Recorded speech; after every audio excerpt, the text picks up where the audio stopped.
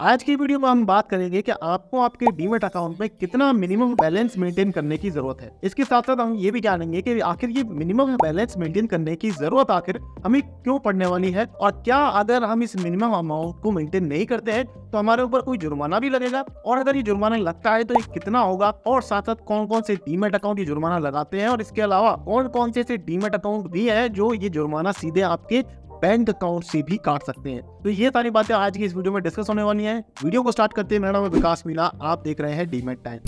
तो गाइस, आज का जो वीडियो है सारे ही डीमैट अकाउंट होल्डर्स के लिए काफी इंपॉर्टेंट है। कुछ बहुत ही इंपॉर्टेंट फैक्ट्स आज की इस वीडियो में मैं डिस्कस करने वाला हूं। और उससे पहले मैं आपको एक चीज बताऊं कि जिस तरीके से बैंक्स का हमें पता रहता है कि बैंक्स में हम जब अकाउंट बनवाते हैं तो उसी टाइम हमें बताया जाता है कि इस बैंक अकाउंट में आपको 1000 रुपीज मिनिमम मेंटेन करना है, 10,000 रुपीज मेंटेन करना है। जनरली सेविंग्स अकाउंट में जो अमाउंट की लिमिट होती है ये काफी कम होती है। सैलरी अकाउंट में तो ये लिमिट होती ही नहीं है, लेकिन सेविंग्स अकाउंट में 500, 1000, 2000 रुपए तक लिमिट हो सकती है।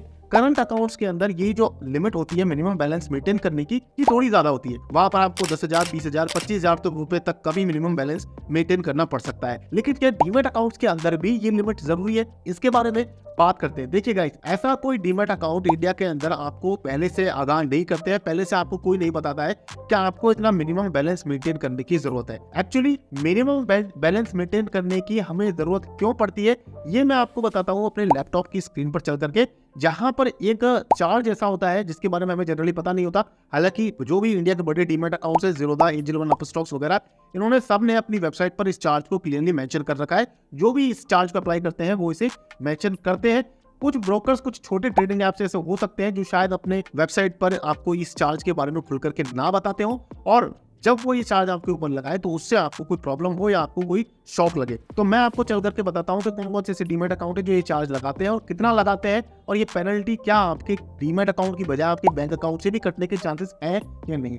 तो गाइस, मैंने यहाँ पर ओपन कर लिया है ज़ीरोधा की वेबसाइट को। मैं भी एंजल वन और ग्रो की वेबसाइट पर भी लेकर के चलूंगा, वहां पर भी आपको इस चार्ज के बारे में बताऊंगा। उससे पहले आप खुद देख सकते हैं, आप खुद इस वेबसाइट को ओपन कर सकते हैं, zerodha.com/charges/tab.equities करके ये लिंक अगर आप सर्च करेंगे ज़ीरोधा के प्राइसिंग सेक्शन पर, अगर आप जाएंगे ज़ीरोधा की वेबसाइट पर सिंपली, तो आपको यहाँ पर नीचे चार्ज के बारे में पता चल जाता है। देखिए, यहाँ पर आपको सबसे पहले एक चार्ज देखना है, वो है AMC का चार्ज, अकाउंट मेंटेनेंस चार्जेस। अब ये अकाउंट मेंटेनेंस चार्जेस जो है अलग अलग ब्रोकर अलग अलग तरीके से आपसे डिडक्ट करते हैं। कुछ ब्रोकर इस चार्ज को क्वार्टरली बेसिस पर लेते हैं, कुछ इस चार्ज को मंथली बेसिस पर लेते हैं, और इस चार्ज की डिडक्शन की वजह से ही आपको मिनिमम बैलेंस की रिक्वायरमेंट जो है वो जनरेट होती है। अब देखिए, यहाँ पर ज़ीरोधा जो है वो आपसे 300 रुपीज सालाना प्लस GST का AMC लेता है, लेकिन ये AMC जो डिडक्शन होता है वो आपका क्वार्टरली बेसिस पर ज़ीरोधा करता है। क्वार्टरली बेसिस पर 75 रुपीज प्लस GST ये आपसे चार्ज करते हैं। देखिए, यहाँ पर लिखा हुआ है चार्ज क्वार्टरली, यानी कि 300 का चौथा हिस्सा जो कि 75 रुपीज है वो हर 90 दिन में आपसे डिडक्ट किया जाता है।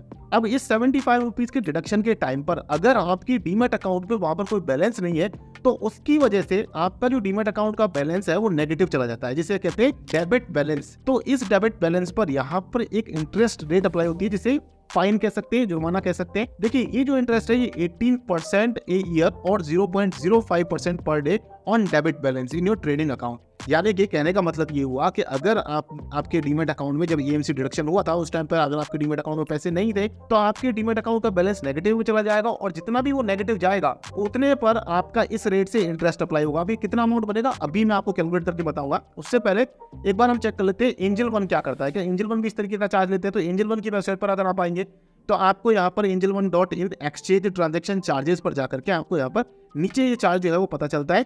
जब आप यहाँ पर देखिए, सेम पेज है जहाँ पर आपको चार्जेस पता चलते हैं, उसी सेम पेज पर जब आप नीचे स्क्रॉल डाउन करेंगे तो आपको ये चार्ज यहाँ पर नीचे मेंशन दिखाई देता है। देखिए, यहाँ पर AMC चार्ज रखा हुआ है 20 रुपी प्लस GST पर मंथ। इसके अलावा यहाँ पर interest charges on debit balance. Debit balance का मतलब अगेन नेगेटिव बैलेंस के ऊपर।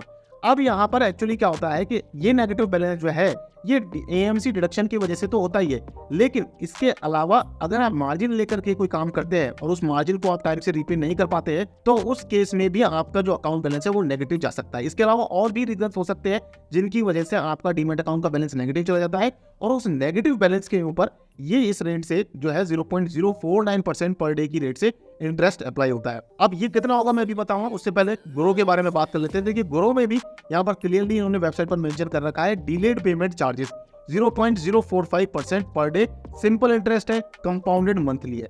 अब देखिए 0.045% पर डे, यानी कि ये पर डे की रेट से लगेगा। तो गाइस अब हम एक बार इसको कैलकुलेशन को समझते हैं कि जो डिलेड पेमेंट चार्ज है ये एक्चुअली बनता कितना है, और अगर मान लीजिए किसी रीजन से आपका डीमैट अकाउंट का बैलेंस नेगेटिव चला जाता है तो उस पर ये जो डिलेड पेमेंट का इंटरेस्ट रेट है इससे एक्चुअली कितना अमाउंट यहाँ पर बन जाएगा।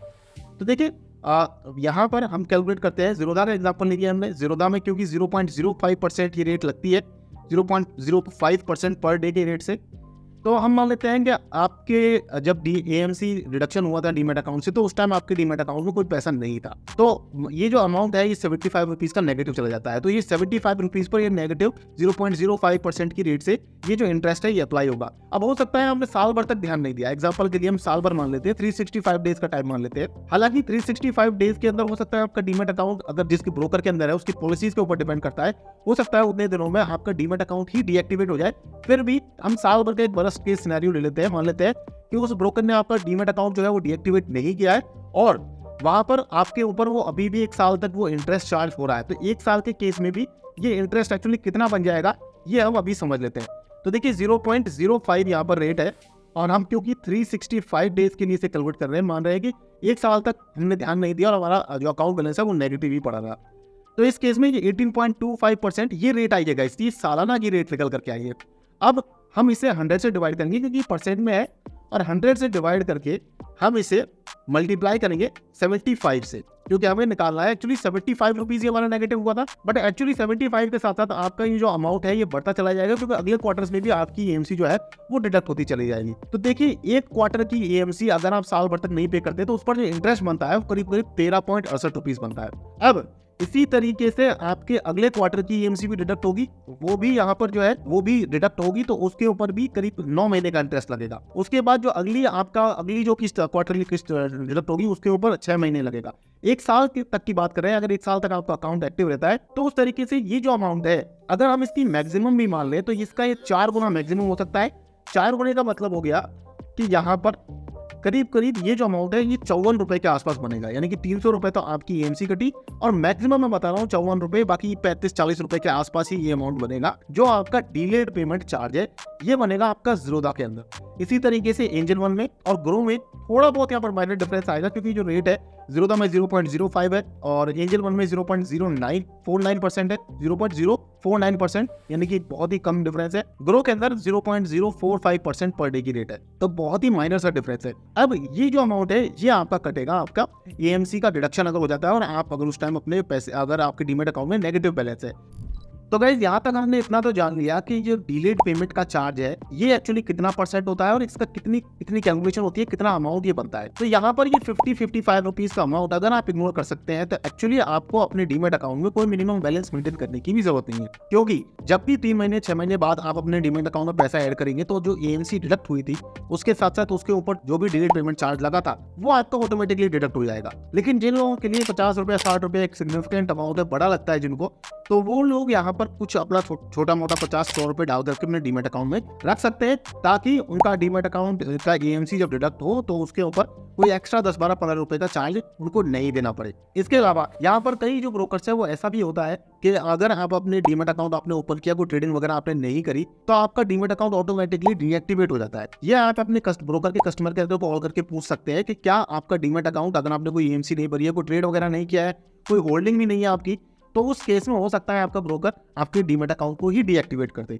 तो ये चीज भी आप आपके ब्रोकर से कंफर्म कर सकते हैं। इसके अलावा अब बात आती है कि क्या कोई डीमैट अकाउंट, कोई ट्रेडिंग ऐप्स ऐसे भी है जो आपके इस डिलेड पेमेंट चार्ज को आपके बैंक अकाउंट से काट ले। तो गाइस इसके बारे में मैं आपको यही बताना चाहूंगा कि जो भी सेबी रजिस्टर्ड डीमैट अकाउंट है, सेबी रजिस्टर्ड स्टॉक ब्रोकर्स है, वो जनरली ऐसी चीज नहीं करते हैं। जनरली जो भी बड़े बड़े डीमैट अकाउंट्स के ऊपर हम वीडियोस बनाते रहते हैं, जिनके ऊपर हम रिव्यूज करते हैं, या जो आज की वीडियो में डिस्कस हुए Zerodha, angel one, Upstox, grow वगैरह, ये आपके डीमैट अकाउंट से पैसा डिडक्ट नहीं करते हैं। और जितने भी जो बड़े जाने वाले नाम है वो इस तरीके की छोटी हरकत नहीं करेंगे। बैंक अकाउंट से अगर कोई पैसा काट सकता है तो वो है अनरजिस्टर्ड, जो सेबी रजिस्टर्ड स्टॉक ब्रोकर्स नहीं है, जो ट्रेडिंग ऐप्स है अलग अलग तरीके के, जैसे कि मैं नाम नहीं लेना चाहूंगा यहाँ पर किसी का भी, लेकिन जो भी अलग अलग तरीके के ट्रेडिंग ऐप्स है मार्केट में जो इंडिया में सेबी में रजिस्टर्ड नहीं है, वो शायद आपके बैंक अकाउंट से भी पैसा काट ले। क्योंकि जब आप ऐप को लॉग इन करते हो तो उस टाइम आपसे परमिशन ली जाती है, और अगर उन्होंने उस टाइम पर वो परमिशन आपसे ले रखी है तो शायद वो आपके बैंक अकाउंट से भी पैसा काट लें।